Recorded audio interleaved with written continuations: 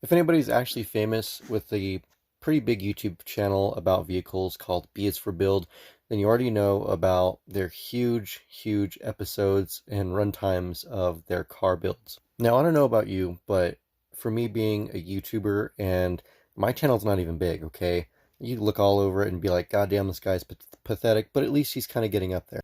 I don't know why, but it's just every single YouTube, I just have to watch a video, okay? Some are appealing, some aren't, and this is going to be a lengthy video, so I do apologize. I'm trying to get to the point though, but I'm not even subscribed to this guy's channel, and every so often his video will pop up, and it's either hit or miss for me. Now, a couple of his Mustang videos did pop up, like the 2015 Mustang he got, so I watched a little bit, kind of skipped through it, because that's me. I have to fucking skip through videos, because sometimes the commentary is just so fucking long, I just cannot get with it. Then later on, another one of his videos updated, putting it in the 67 Mustang, and I'm like, hey, that's pretty cool, okay, if any more of his things come up, I'll watch it, because, it is what it is. But again, no offense, his channel and some of the videos just really wasn't relative in what I was looking for. Fast forward to all the media outlets out there, and I shit you not, Google Eleanor car taken, B is for build, and everything pops up, website through website.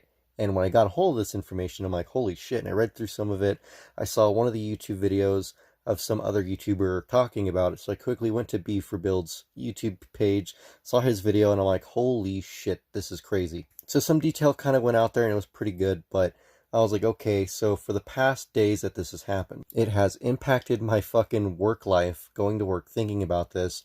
My days off work, that's impacted. Not only that, being with my loved one, that's also impacted me because I'm not a lawyer, but I do think out the box and I do think a lot. And this is going to be a huge video breakdown for me. And I'm going to give several points of this because I can't do it anymore. I have to fucking explain this. So I'm going to be jumping around different webpage topics because I'm using 3 web pages. Links are in the description and I'm going to get into it. So the 1974 Gone in 60 Seconds features Eleanor pictured above in 1992. In the film, the Mustang is stolen from the parking garage of the International Tower in Long Beach, Los Angeles Times.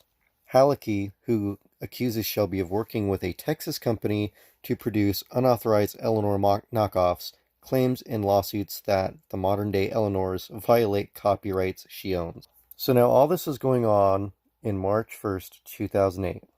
Halicki is seeking damages from Shelby, Unique Performance, and its former executives, and wants the court to revoke Shelby's Eleanor trademark. Meanwhile, Halicki struck a deal with Disney in which the company states that it doesn't own the merchandising rights to the Eleanor Mustang.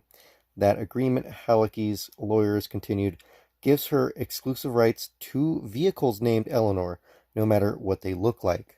Furthermore, in quotation marks, it doesn't matter if it was a bus called Eleanor, Brown says, the magic was the name, and that was the thing Shelby tried to get. To author and auto historian Wallace Ways, the legal wrangling might have been avoided if the producers of the sequel hadn't used hadn't used the E word. Quotation marks, this whole lawsuit probably wouldn't exist, Ways said, if they had just called the car Jane. So fast forward to 2020. Don't call it Eleanor. Legal troubles for YouTube's B is for Build. It would be a fairly short line to draw between Halicki's trademark and the money Steinbacher was making from the videos. This is likely why 14 videos disappeared from the playlist on B is for Build's YouTube page. The only video left pertaining to the Mustang build is a 3-minute clip where Steinbacher declares the build over and what the car is, now property of Gone in 60 Seconds. Many fans and a few other media outlets have been using the word seized to describe how the car left Steinbacher's position. While that is technically accurate, what actually happened was most likely a far less aggressive. A copyright lawsuit was probably filed, and as part of a lawsuit's mutual agreement upon a resolution, Steinbacher relinquished possession of the car. Now, there are kits out there that have all parts to build an Eleanor clone. In fact, that is what Steinbacher purchased to alter the shell of a 67 Mustang initially grafted to a 2015 chassis. However, it is Steinbacher's use of the trademark materials to make money that has likely landed him in hot water. The officially licensed cars are still out there, and more than few folks are in the possession or process of building their own tributes and replicas. Those builds done for personal enjoyment likely fall under fair use as the builder is not profiting from the trademarked intellectual property. We reached out to Steinbacher to ask why exactly the car had been seized. He denied to comment on the specifics of the situation because of the ongoing legal fight, but he did pass along his thoughts on Heckler's team and her tactics. And, quote, I do not know that I can give my opinion on the team at goneinsixtyseconds.com and tell you that they are terrible people parading around as car people with a history of being lawsuit happy dickheads. Just the most unpleasant, terrible people I have ever had and misfortune to have to deal with in my entire life. He said, and that's not just me being mad about what happened, it's just the way these people decided to handle themselves. And of course, the internet being the internet, as me reading off the thing, images of the car are still available on Instagram and elsewhere. Of course, if someone was smart enough to quickly, obviously, download the YouTube videos, they would have kept it for themselves. And then, obviously, when this process has happened, they could have re-uploaded the YouTube videos on a ghost's YouTube account and kept them out there. So going back real quick about her having exclusive rights to any vehicle named Eleanor, no matter what they look like. So you're fucking telling me that anybody that takes a sticker named Eleanor and puts it on their car, truck, bus, whatever the fuck it is, she now has exclusive rights over their vehicles and she can strip them away like she did him? So you're telling me that she's going to go after people named Eleanor and make them pay for them having the name Eleanor? I mean, is this also what I'm trying to get out of this? Also because he's making money, or was making money, off of her basically franchise name and everything else. So again, you're telling me that I can go to a car show and, let's say I'm a big YouTuber, I'm making money off my videos about car shows and other YouTubers that make that type of content. And because there's a couple Eleanors there and I'm making money off of my video views from those guys owning those cars at the car shows of, the Eleanor Mustangs, that she can come down on me and say, hey, guess what? I'm taking your videos because you're making money off of my content. Then turn around and find those people and then take their cars and go, hey, guess what? This YouTuber just fucked you over and now your car is mine because this person's making money off of the YouTube channel. Yeah, I'm not trying to piss anybody off on this video, but I mean, it really makes me, it irks me when someone calls their fucking car some type of fucking name. And again, no offense, like Jane, or yeah, this is my baby girl, Ella or whatever. And I'm like, dude, what the fuck do you own? BMW 380i. So it's a fucking 380i. That's the name of the car. It's like if I own a 2000 Honda Accord, but then I nickname it an AC Shelby Cobra, and I tell my friends, yeah, man, I love my AC Shelby Cobra, man. She's amazing. Whoa, bro, you own a fucking AC Shelby Cobra? Yeah, man, come check it out. Oh, it's a 2000 Honda Accord? Where's your AC Shelby Cobra? Well, yeah, that's the name of the car. No, the fucking name is a 2000 Honda Accord. Honda Accord. Fuck, dude. Again, I'm not trying to stir any fucking heads and piss people off. I mean, it's just weird to give a vehicle a pet name when it already has a name out of the factory. But again, you better be careful. Don't call it Eleanor, because she's gonna come down raining and fucking sue your ass and take your vehicle. Oh wait, does that mean that she can seize B is for Build Shop, because that's where they cut up the car and made the car Eleanor? Now I'm going to play both sides here because I don't know how it feels to be in their shoes. So first of all, what I'm getting at out of the article was when she married her husband was a stunt devil, or whatever the hell it was, that drove that old, Mach 1, whatever they call it, Mustang, and something went wrong. He passed away. So then it seems like she really pushed forward to gain and keep the copyrights of that car, the Eleanor. Now remember, the 1974 Gone in 60 Seconds movie, that car was a bright yellow souped-up Mustang of the early 70s, vintage. That was from that movie era. That was the before movie, okay? So I don't know if she, has the copyrights to that yellow one and only that yellow one, or if she has both the copyrights from that yellow one and also the GT500. So if she has the copyrights to that cut-up GT500 67 Mustang, does she also have the copyrights to that 2015 Ford Mustang frame underneath that fucking Mustang? Not to mention all the new Mustang parts, the rear backup camera and whatever else that he put into that 67 Mustang on B is for Build. Those two cars are different. They're not even the same. They are from the same manufacturer, Ford. So before I go on to my next story that I hope you can understand, yeah, he should have actually, B is for Build, he should have actually seen if the car was copyrighted and then talked to the co-founders, said, hey, can I do this as a contribute, blah, blah, blah. What do I need to pay just to do it and get my own piece of license, yada, yada, yada. But this next story will help you understand where I'm coming from.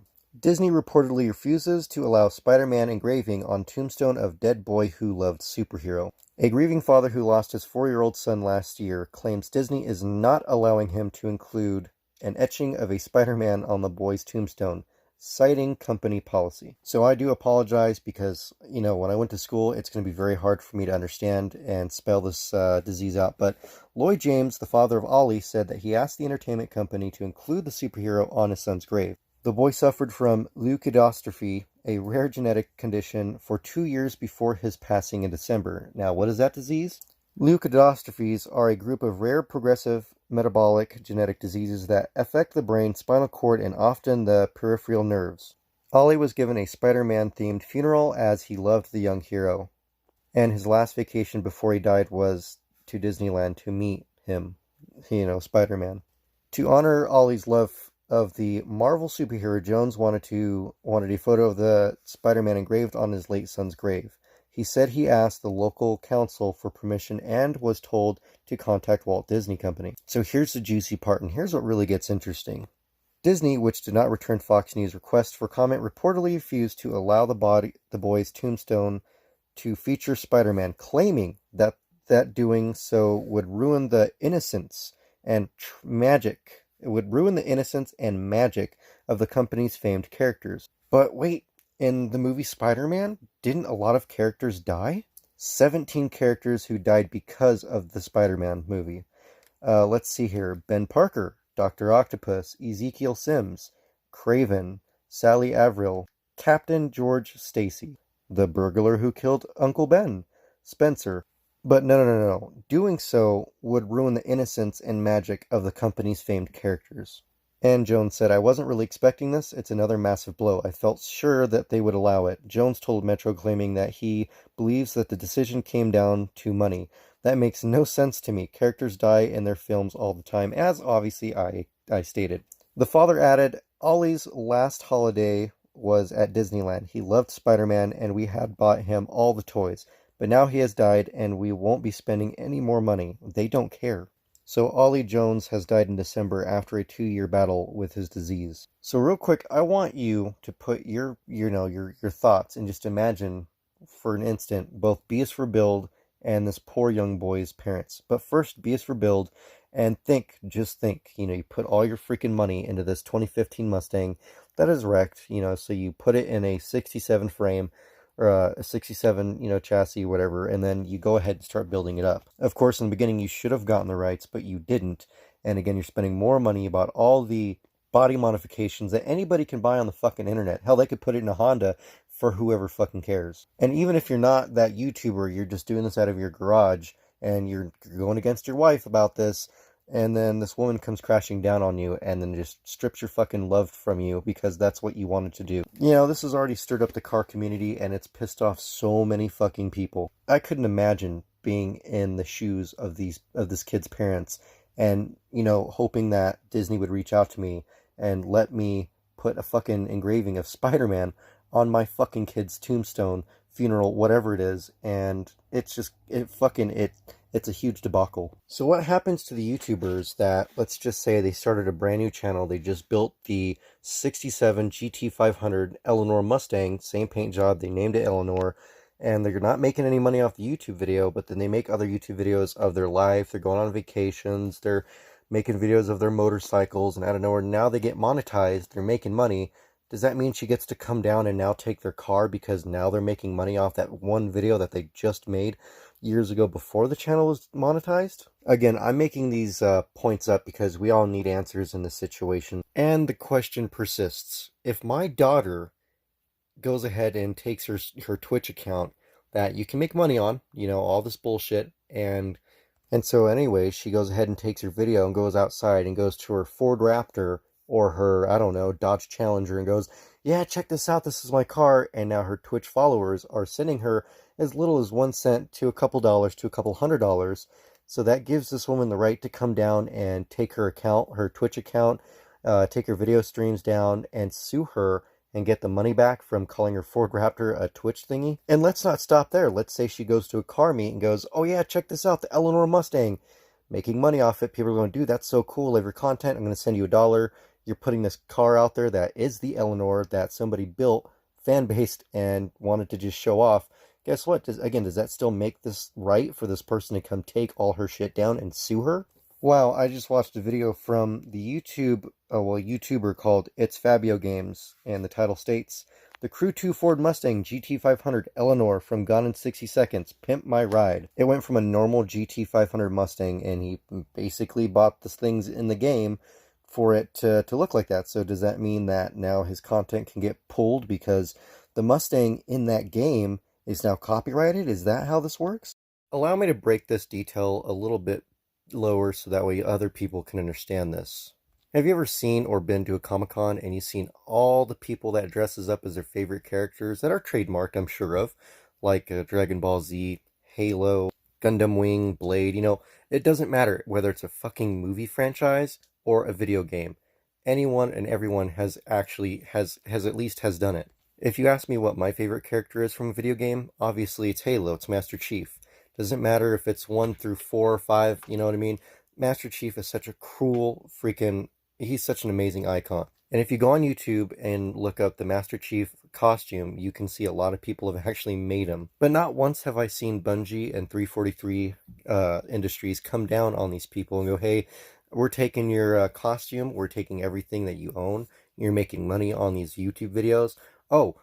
This other YouTuber that has his friends dress up as all these other, Spartan costumes, they're doing little, movie skits, little video skits. And again, just like the fucking car Eleanor, you can go online, look up Pepakura, which that link will be in the description, get your printer ready, and then you're going to start downloading all the Master Chief molds and all the weapon molds and ODST molds, whatever molds it is out there, especially the Elite costume molds, and then you can print them out, and then basically it's like paper mache. You can just put it all up, make a little paper mold out of it, and then make your own, uniform, everything that you want to make. But if we weren't allowed to make these type of things in this day and age and go to the places we want to go to that makes us feel comfortable, safe, stress relief, and all out have fun and just get out there and just have fun with other people, whether it's from the Comic-Con or the car community, or hell, even fucking nerding out. If we couldn't do all this type of stuff and they trademarked it from, hell and back to where, hey, you can't do this, this world would probably not be the same. But can you blame them? Can you blame the car builders? Can you blame the Comic-Con people that just want to dress up and have fun?